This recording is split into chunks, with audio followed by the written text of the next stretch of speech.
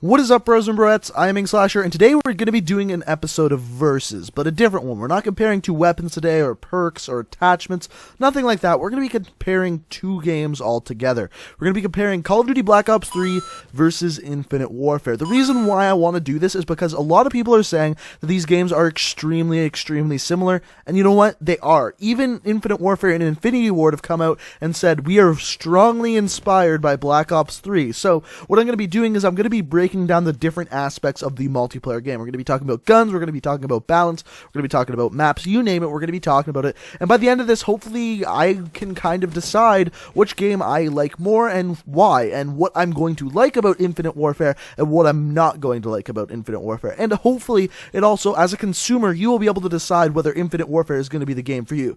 To me, I just want to play Modern Warfare Remastered. I'm super stoked for that, and that's reason enough for me to just go out and purchase the game right away. But you may be different. You might want to hear about why Infinite Warfare is good, or why it is bad, or how it compares to Black Ops 3. So that is what we are doing today, and with this video, this is a lot of personal preference, and it comes down to my opinion, so I always strongly recommend leaving your opinion down in the comment section below about anything that we talk about in this video. Also, on top of that, this video is going to get a lot of dislikes, because I'm comparing Black Ops 3 to Infinite Warfare, all of that stuff, so if we could counteract some of those haters by hitting that like button, that'd be absolutely fantastic. So, all I ask is if you like the video, hit that like button, but without further ado, let's get into comparing these two games. So I have this broken down into 9 categories that we're going to be talking about throughout this video. We got matchmaking, time to kill, weapons, movement systems, score streaks, rigs, maps, game modes, and finally supply drops. We're going to be talking about all of these and giving out 1 point per different category that we're talking about. So to start off, we're going to be talking about matchmaking. So matchmaking in Black Ops 3 for me is absolutely abysmal. I can't join some of my friends whenever I try to play with them. If I can join them, it's rare that I actually get into a game, and I know this can kind of be chalked up to the game being almost a year old, but still, that's not acceptable for one of the biggest shooter games out there. You should be able to join games and join games consistently. If I try to play a game mode other than Team Deathmatch, half the time I can't even join a game in Black Ops 3. I know in Infinite Warfare, in the beta, the matchmaking wasn't perfect, but the fact is I was able to get in games. I was able to join my friends, and it actually worked. Whereas in Black Ops 3, a year after release, I can barely get into games half the time. So honestly, for matchmaking, I'm going to have to give the thumbs up to Infinite Warfare, which is shocking because for the first day of the beta, matchmaking didn't even work at all. But they got it working, and I do strongly believe it works better than Black Ops 3. So that's 1 point for Infinite Warfare. Next up, we've got time to kill. So time to kill is an interesting one because technically, from the stats that I've seen on all of the weapons, the time to kill is actually pretty on par with Black Ops 3. A lot of people are saying that the time to kill is a lot faster on Infinite Warfare. However, that's not necessarily true. What is true is that the hit detection is better in Infinite Warfare, which means it feels like you are dropping people faster. Infinity Ward is known for having amazing hit detection in their games, and it's no different with Infinite Warfare. Now with that, it's causing the time to kills to feel extremely fast, which is actually for a lot of people a negative thing. They find that it's just kind of whoever sees the other person first, they're going to get the kill because of that short time to kill. And it's not necessarily the short time to kill, but it's that hit detection. But honestly, hit detection is great, but I think the time to kill thing is a negative thing. So what they should do is leave the hit detection the way it is because it's great, but add a little bit more health to the people, because then what that's going to do is make the time to kill feel longer, and the hit detection is still fantastic. So I think the time to kill is just a little bit better in Black Ops 3. It has a little bit more leeway so that the person with a better shot can actually get the kills, but I don't know, we're going to have to wait to see how that one plays out till we have all the stats for all the weapons and we can really look at the time to kill definitively. But as of right now, I'm going to give the time to kill to Black Ops 3 and say that it's a little bit better in Black Ops 3. So weapons. Weapons is an interesting one because there's 2 ways we can look at this. We could talk about it weapon balance-wise or just how the weapons play. To me, the weapons in Infinite Warfare are better than in Black Ops 3, and here's why. In Black Ops 3, I find that there's 1 gun, maybe 2 guns in every single class that I can succeed with. For example, VMP and Vesper, or assault rifles, you got the KN-44 and the M8. And whereas at the same time, there's a lot of really horrible guns in Black Ops 3. And for me, I've gotten really bored of playing with the weapons in Black Ops 3. Whereas when I was playing Infinite Warfare, I had fun playing with every single weapon I picked up or used. And partially, part of that could be because the game is just new and I'm having fun trying out new things. That could honestly be part of it. But from the limited time I played with Infinite Warfare, I had more fun with the weapons. It's that simple. I just had more fun playing with them. As far as weapon balance goes, it's far too early to say the Infinite Warfare weapon balance is better than Black Ops 3, or the Black Ops 3 weapon balance is better than Infinite Warfare. I just haven't had my hands on Infinite Warfare for enough time to fully say that. Not to mention, we haven't got to use all of the guns yet, so we'll have to wait to see with that. But as far as the weapons goes, I enjoyed using the weapons more in Infinite Warfare. Also, part of this could be because of the really good hit detection as well. But I'm going to have to give the win for the gun section to Infinite Warfare. Next up, we've got movement. So the movement system in Infinite Warfare is pretty much directly stolen from Black Ops 3. However, they slowed it down. They gave you a little bit less boost, and you can't quite jump as fast as you can in Black Ops 3. And I actually do prefer that. I think the movement system in Infinite Warfare, it's not ideal. It's no boots on the grounds. However, it is definitely better than Black Ops 3, if you ask me. Just because it's slower, you're not quite bouncing around the map as fast as you are in Black Ops 3. And I think this is an improvement. Kind of like when we saw Advanced Warfare go into Black Ops 3, how that movement system was slower. This is just taking another step in that direction. And I do strongly believe, just a little bit, that the Infinite Warfare movement system is a little bit slower, and because of that, it's a little bit better, in my opinion. But you can let me know what you think down in the comments. Score streaks. Score streaks is another tough one, because I think in Black Ops 3 and Infinite Warfare, none of the score streaks really stand out to me as being amazing. Even in this gameplay that you're watching right now, I got a double mothership in Black Ops 3, 2 motherships in one game, and only ended up with like 53 kills. That just goes to show you that the mothership really isn't that powerful, and it's the top score streak in the game.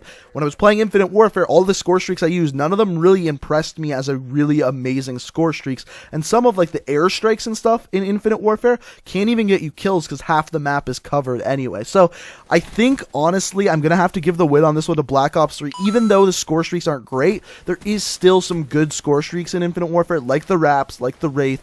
These are score streaks that will get you some kills. They're not great. They're no Modern Warfare 2 score streaks or kill streaks, but they are still better than Infinite Warfare's, I think. But who knows? Maybe they'll tune up the score streaks in Infinite Warfare. We'll have to wait and see. So to me, the worst part of Infinite Warfare is the rigs, and here's why. So with the rigs, basically they took specialist characters from Black Ops 3 and added another perk to them. So you have your payload, you have like your one-shot kill pistol, or you have like your combat focus, all of the things we've seen in Black Ops 3. And those take time to kind of load up, and then you can use them for a short period of time. I think those are fine. They're kind of balanced because of how long they take to earn.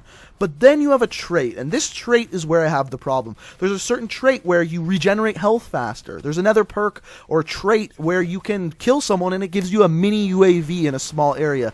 I think these are like ridiculously overpowered. There's another one where if there's an enemy looking at you and you're not looking at them, your screen will glow yellow and you'll be able to tell when someone's looking at you, so you can turn on them. Like, that's really overpowered, and that it's not a thing everyone can have if they're using a different rig or a different combat rig. So I just think those are too overpowered, and they're going to separate people, or it's going to get to a point where everyone only uses one rig because one trait is way better than all the rest.